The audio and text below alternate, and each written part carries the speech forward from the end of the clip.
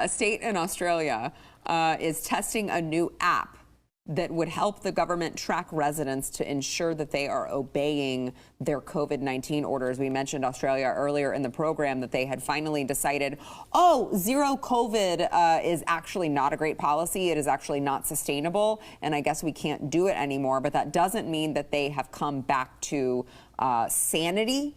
Because this is the government of South Australia. Yeah, Adelaide. Yeah. Yes. Okay. Thank you. So it is a trial of home quarantine SA. So you download an app on your cell phone. It features facial recognition and geolocation, and the government is gonna randomly contact you to check if you are at an approved quarantine location, and you better respond within 15 minutes and take a photo of your face. If not, the police is gonna come check up on you.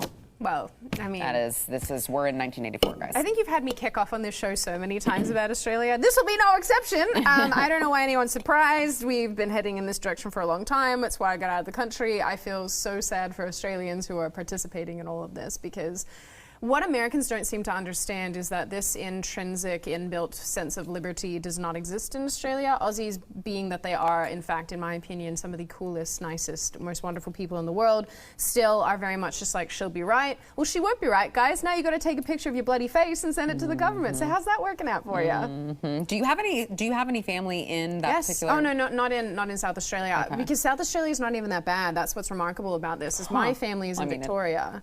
Which is the Socialist Republic of Victoria. Yeah. And I mean, and it's horrible. I spoke to my brother last night because I call him quite frequently now just to check in, see how they're doing, because it's very depressing for them. And he was saying to me that my mom, my brother, and my brother's fiance are all on board with moving to the US. They're done. They're like, we want out. This is not going to get any better. They see the writing on the wall, like I did 2 years ago, fam.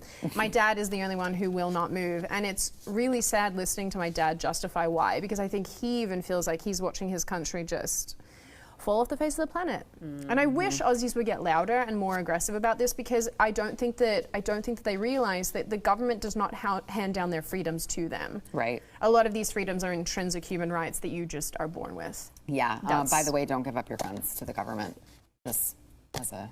Or just don't have a freaking list of prohibited weapons that goes on for millennia. Right. Mace, pepper spray, like any of this. Like, the police will protect you. It is not working out well for you guys right now in 2021, Rob. And you go that list, and then in the UK, they are excited because they took spoons away from people when they have like the cutlery. They have do you have that? Do you have that? And do you have that, like the cutlery boxes? You can get rid of your dangerous cutlery, and then the UK police show a bunch of stuff, and there's a spoon. But it's the difference between being a citizen. God, someone's finally doing it. It's the difference between being a citizen and a subject. Yes, that's actually that's a great point. Because I think people forget too that Australia is, in fact, and I always make this point, that part of the reason why Australia is so jacked is because it has such a strong relationship to the United Kingdom. We see how that's going. Right. And the Queen is our head of state. I mean, Australia is not an autonomous nation. It's very much entrenched in this, I hate to say it, but penal colony attitude that everyone makes fun of. But in reality, the government is still subservient in a lot of ways to the Brits. Well, and China. So. And China. Yeah, and China. Very much China, especially where I'm from. The premier, we call them premiers, not governors.